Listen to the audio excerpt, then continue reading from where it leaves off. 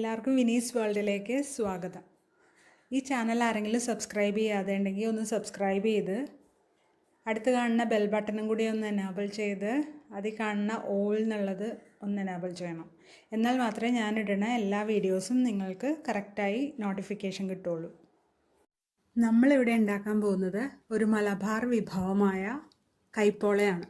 അതിന് ഞാൻ 480 ഗ്രാം നേന്ത്രപ്പഴം എടുത്ത് വെച്ചിട്ടുണ്ട്, ഏത്തപ്പഴം, 4 മുട്ട, 2-3 ഏലക്ക,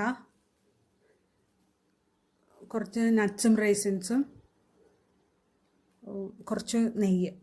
ഇനി നമുക്ക് ഈ ഏത്തപ്പഴം 4ആക്കി മുറിച്ചിട്ട് ചെറുതായി മുറിച്ചെടുക്കാം. ഇനി ഒരു ഫ്രൈ പാൻ അടുപ്പത്ത് വെച്ച് 1 സ്പൂൺ നെയ്യും കൂടി ഒഴിച്ചിട്ട് നട്ട്സ് ഇട്ട് കൊടുക്കുകയാണ്. അതൊന്ന് പകുതി മൂപ്പായി വരുമ്പോൾ നമുക്ക് റൈസിൻസും കൂടി ഇട്ട് കൊടുത്തിട്ട് രണ്ടും കൂടി വറുത്ത് കോരാം. ഇനി ആ പാത്രത്തിലേക്ക് തന്നെ നുറുക്കി വെച്ചിരിക്കുന്ന ഏത്തപ്പഴം ഇട്ട് കൊടുത്തിട്ട് അതൊന്ന് കളർ മാറുമ്പോൾ 1 ടേബിൾ സ്പൂൺ പഞ്ചസാരയും കൂടി ഇട്ടിട്ട്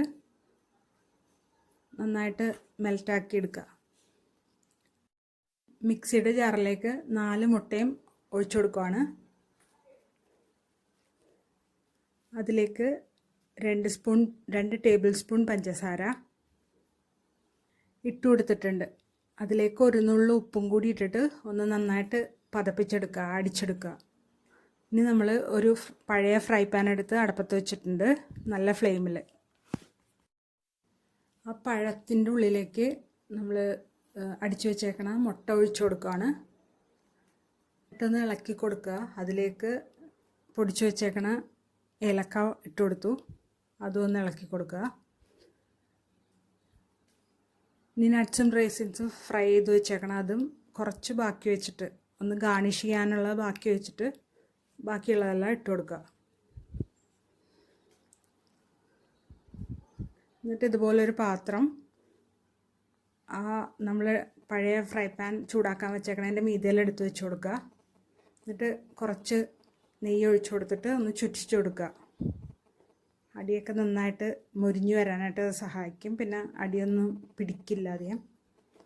ഇനി നമുക്കിത് അങ്ങോട്ട് ഒഴിച്ചു കൊടുക്കാം.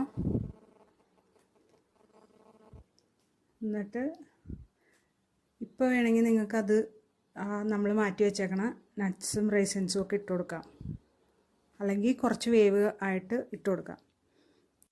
ഇനി ഒരു 20 മിനിറ്റ് തുടങ്ങി നിങ്ങൾ ശ്രദ്ധിക്കണം. ഇപ്പോൾ ഇത് എനിക്ക് 30 മിനിറ്റ് ആയപ്പോഴാണ് റെഡിയായി വന്നേക്കണത്. എന്നാലും ഓരോരുത്തരുടെ ഫ്ലെയിമിനനുസരിച്ച് 20 മിനിറ്റ് കഴിയുമ്പോൾ തുടങ്ങി ശ്രദ്ധിക്കണം. ഒന്ന് ടൂത്ത് പിക്ക് ടെസ്റ്റ് നടത്തി നോക്കുക, ക്ലീൻ ആണെങ്കിൽ റെഡി ആയിട്ടുണ്ട്. എന്നിട്ട് നമ്മളിപ്പോൾ ഇത് റെഡി ആയിട്ടുണ്ട്, നല്ല ടേസ്റ്റി ആയിട്ടുള്ളതാണ്. എല്ലാവരും ട്രൈ ചെയ്ത് നോക്കണം. ഇഷ്ടപ്പെട്ടെങ്കിൽ ലൈക്ക് ചെയ്യണം, കമൻറ്റ് ചെയ്യണം, സബ്സ്ക്രൈബ് ചെയ്യണം, ബെൽ ബട്ടണും കൂടി എനാബിൾ ചെയ്യണം. Thanks for watching.